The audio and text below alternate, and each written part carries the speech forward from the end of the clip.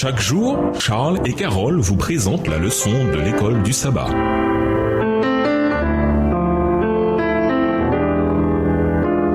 Bienvenue dans votre émission. Dieu nous parle. Nous voilà à la leçon 1.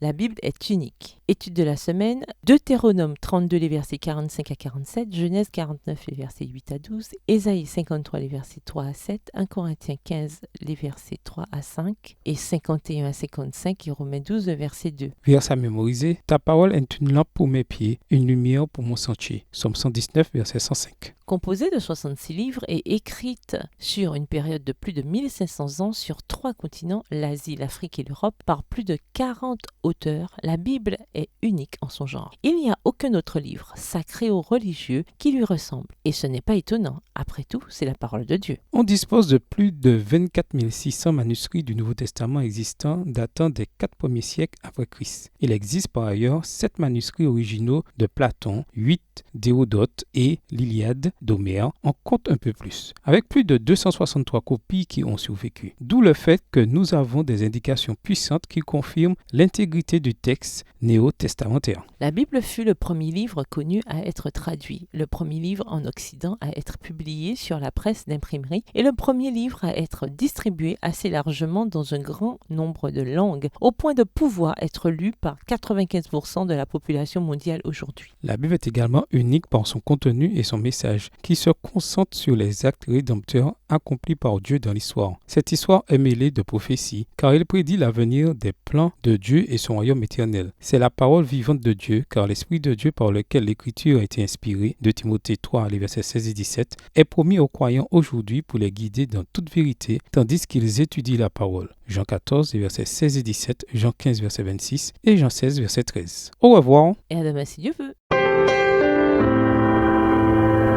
Dieu nous parle. Chaque jour, Charles et Carole vous présentent la leçon de l'école du sabbat.